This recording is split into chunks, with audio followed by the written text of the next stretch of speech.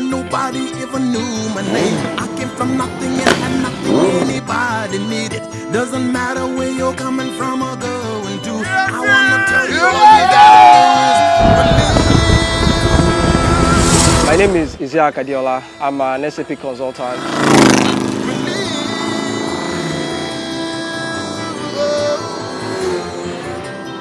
My name is Olayinka David Ilegbede, aka Gbedo. Professionally, I work with Procter & Gamble Nigeria Limited. I'm what you call a business operations planning and market initiatives leader.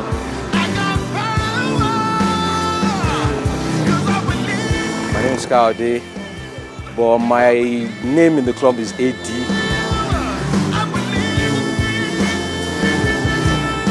My name is Ogunkeye Oluseye Ayowole, aka Chariot. I'm an information security expert with InterSwitch Limited. Today, we're rolling to Ilorin, Kwara State with the Eagles. No, the baddest motorcycle group in the world. My name is Tunde Abidero. I'm a businessman. My name is Mark Akdogan. Professionally, I am an IT analyst. My name is Benga Adebola. I am an educationist by profession.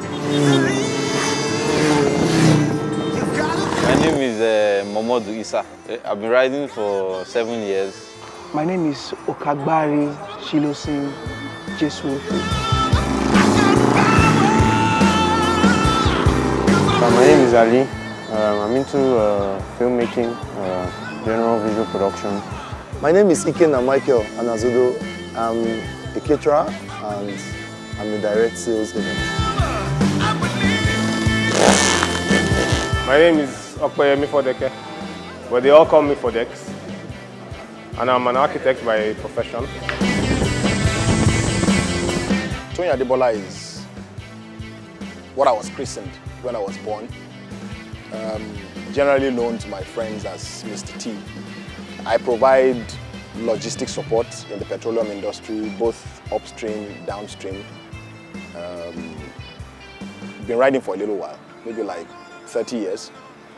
We're going to an orphanage. I mean, the Eagles are just wonderful people to roll with, right? So we decided that instead of doing road trips, we do community service. And we chose Kwara. Kwara is slightly communal. I can tell you, you'll see why I say so when we get on the road. But it's going to be a very, very hectic trip, but full of fun. We're going to see an orphanage called the Kwara Children's Home.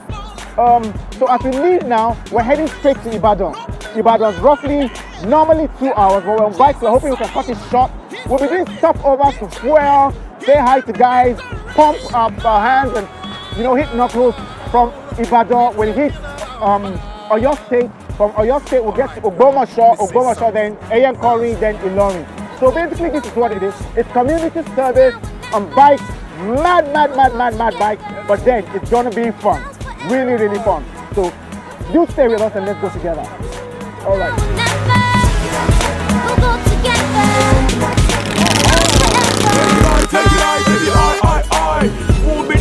We're quite more than this. The EMC is quite, I think we're almost 30, and almost 30 people assembled at Mobile. Some people just came to see us all, and it was so colorful. I mean, everybody was happy, smiling, pumping hands and bumping knuckles. It was really fine.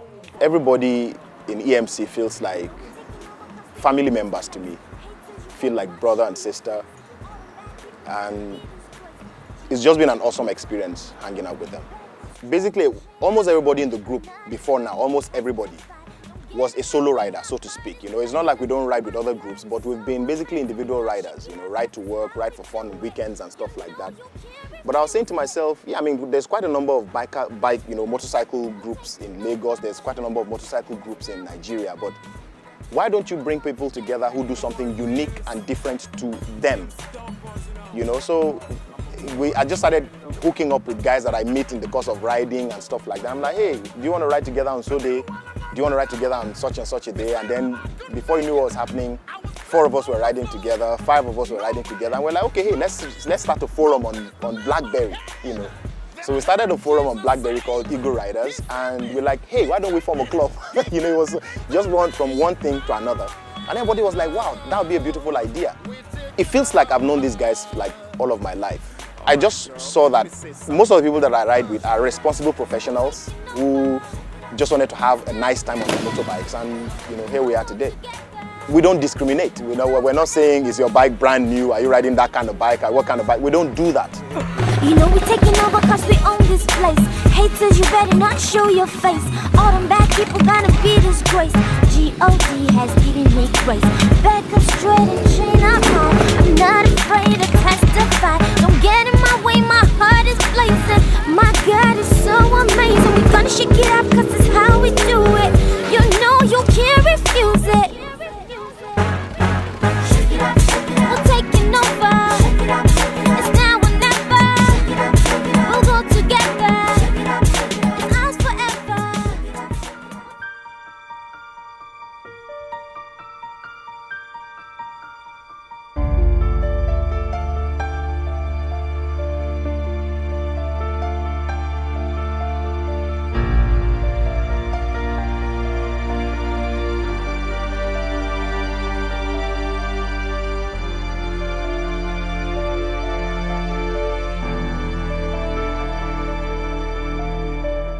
The motherless baby was a very humbling experience for me. It makes you appreciate what you have.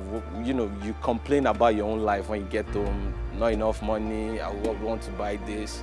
My father is this, my mother is that. Then you come and see kids that don't have anything, that all they want is just somebody to call their own. Then you kind of just realize that life is too short and there's no time wasting complaining of things like that.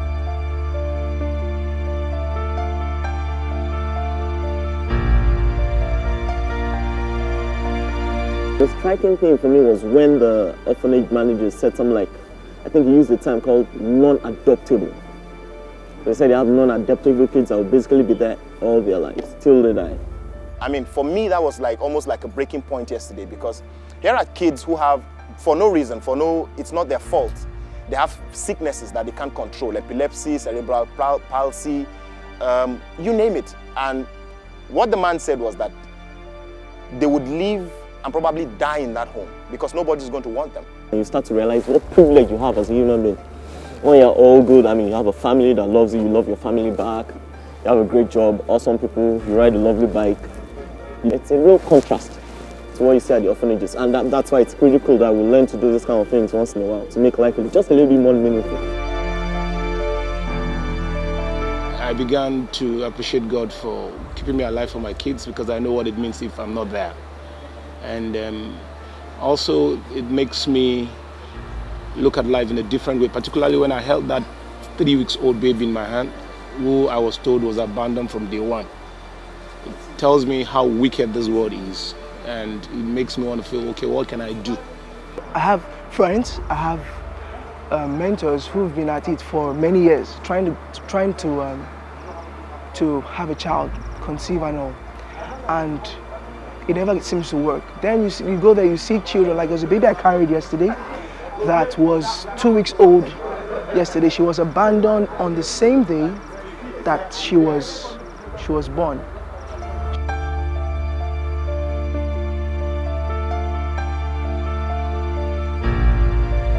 We going there to help them was, I take it as a plus. I take it as a mark, as something that I would live to be very happy for.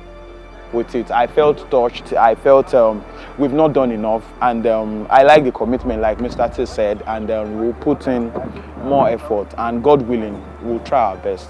It touched me to see, people abandoned, people who need and don't have, It touched me, and I'm glad I could, put my quota, to bettering the country. But really, no matter how well you prepare for it, when you hear those stories of the children one-on-one, it always takes you back. I felt very, very, I put it like fortunate, because standing here, having my parents to raise me up to a level, I lost my dad at some point, and I know how it's like. It just tells you that there are so many things happening out there that most people do not really know about. Sometimes you have to go there and see for yourself to really know what it feels like. So on behalf of the Eagle Motorcycle Club, our friends and our families, we're making this small donation for now, and we hope that it assists you somehow. You know, not only the kids, but the minders, yourself, making all these huge sacrifices for these children. I think it's more about us influencing each other. It's more about us being a blessing to the next person. It was another very strong bonding experience for us. And some members of the group, that was actually the first time they were riding this far. What I did was, because I had been to the orphanage just once to set up the trip, and I watched the expressions on the face of each member. You know, some people just held on to their helmets. They were really touched. And I remember one of the guys, AD, he came up to me and whispered, "I will never complain about anything in life again." We hope to have a longer relationship with you. Thank you.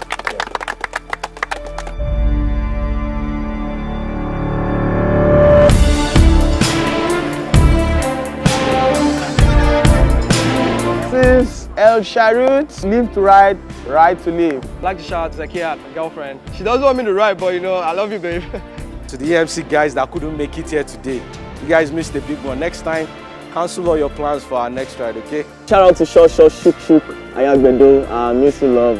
We're having twins soon. I'm gonna see you in a few days, just about 5 days. I really miss you. Hello to my son. It's about going to 4 months now. You know, hopefully one day he too will come on the two-wheel. I know my wife doesn't agree with that. Okay, I want to give a shout out to my siblings and my parents. They don't know I'm on this trip. They would have done everything possible, even if it meant arresting me to prevent me from coming from this for this trip. I just want to give a shout out to everybody riding. You know, live to ride, ride to live, ride safe, don't be reckless, whatever, man. Just ride. To EMC, I want to make a big shout out to Mr. T especially. 2 shout outs. One to the EMC crew, and that involves everybody who came with us, you know, the guys in the background, you know, my brother Ayo, we work together in the office, Taye, Mutiu, the crew, and secondly to Ant Hill Productions, the guys behind the camera. The reason why we're working with you guys is because you're so awesome, not awesome. Well, maybe you're awesome from today, but you guys are awesome. So to EMC and to the Ant Hill crew, you guys are the best, and I love you guys too much. Everybody's going to be talking about Ilorin ride for like days to come now. So I think the next big, I hope I can say it to the president, the next big thing is Ghana. Lagos, Ghana, that's it. Take it or leave it. Lagos, Ghana, that's where we're all going. And they know it. We're going to Ghana, right? Lagos, Ghana, so that's what we're going to do next.